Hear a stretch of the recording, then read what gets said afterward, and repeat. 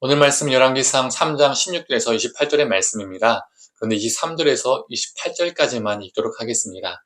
왕이 이르되 이 여자는 말하기를 산 것은 내 아들이요 죽은 것은 네 아들이라 하고 저 여자는 말하기를 아니라 죽은 것이 네 아들이요 산 것이 내 아들이라 하는도다 하고 또 이르되 칼을 왕 앞으로 가져온지라 왕이 이르되 산 아이를 둘로 나누어 반은 이 여자에게 주고 반은 저 여자에게 주라. 그 산 아들의 어미 되는 여자가 그 아들 위하여 마음이 불붙는 것 같아서 왕께 아뢰되 청하건대 내 주여 산 아이를 그에게 주시고 아무쪼록 죽이지 마옵소서 하되 다른 여자는 말하기를 내 것도 되게 말고 네 것도 되게 말고 나누게 하라 하는지라. 왕이 대답하여 이르되 산 아이를 저 여자에게 주고 결코 죽이지 말라. 저가 그의 어머니니라 하매 온 이스라엘이 왕이 심리하여 판결함을 듣고 왕을 두려워하였으니 이는 하나님의 지혜가 그의 속에 있어 판결함을 봄이더라. 아멘. 오늘 본문을 보면 두 명의 창기가 솔로몬 앞에 나옵니다. 이 두 사람이 솔로몬에게 나온 이유가 무엇입니까? 우리가 잘 알고 있는 것처럼 한 아이를 두고 두 사람이 자신의 아이라고 주장하며 싸웠기 때문입니다. 이 두 사람의 언쟁이 커지니까 솔로몬이 어떻게 판결을 합니까? 24절에서 25절 읽어보겠습니다. 칼을 내게로 가져오라 하니 칼을 왕 앞으로 가져온지라. 왕이 이르되 산 아이를 둘로 나누어 반은 이 여자에게 주고 반은 저 여자에게 주라. 솔로몬은 칼로 태어난 지 사흘 된 이 아기를 반으로 잘라 쪼개라고 명령합니다. 그때 한 여자가 이 아이를 저 여자에게 주십시오. 이 아이를 죽이지 마십시오라고 간청하죠. 그래서 솔로몬이 이 여자가 친모다라고 판결을 합니다. 그래서 우리는 진짜 엄마를 찾아준 이 솔로몬의 재판을 지혜로운 재판이다, 대단하다라고 생각합니다. 그런데 여기서 다시 한 번만 생각해 보았으면 좋겠습니다. 결과적으로는 문제를 해결했습니다. 친모를 찾아주는 정말 대단한 판결이죠. 그래서 우리는 결과만 보고 다른 면을 보지 못합니다. 하지만 다시 한 번만 생각해 보면 솔로몬의 판결은 정말 무서운 판결입니다. 우리가 그 갓난 아기의 친부모라고 생각해 보세요. 왕이 칼을 가져오라고 하고 그 칼을 가져오라고 한 다음에 그 아기를 반토막으로 자르겠다는 겁니다. 당사자 입장에서는요, 청천벽력과 같은 진짜 무서운 말입니다. 문제 해결 방식이 폭력적이라는 것이죠. 28절을 읽어볼까요? 온 이스라엘이 왕이 심리하여 판결함을 듣고 왕을 두려워하였으니 이는 하나님의 지혜가 그의 속에 있어 판결함을 봄이더라. 백성이 솔로몬에게서 하나님의 지혜를 받지만 동시에 그를 두려워했습니다. 그가 지닌 지혜를 보고 그를 존경한 것이 아니라 그를 두려워했다는 것이죠.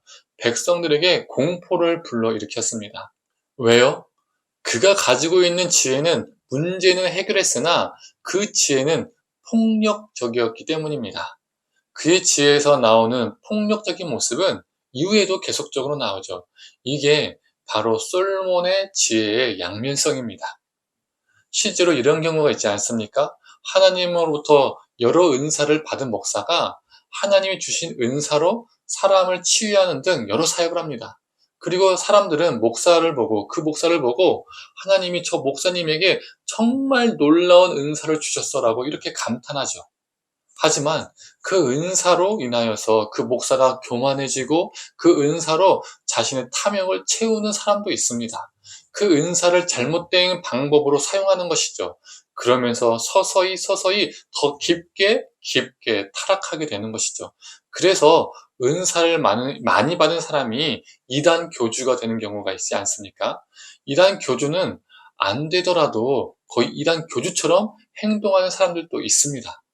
그래서 오늘 본문은 솔로몬의 지혜만을 기록하고 있는 것이 아니라 의문도 제기하고 있는 것입니다. 하나님이 주신 지혜로 재판을 해결했대. 근데 갓난아기를 반토막 내리는 판결이었대. 하나님이 주신 지혜인데 어떻게 이렇게 폭력적일 수 있을까?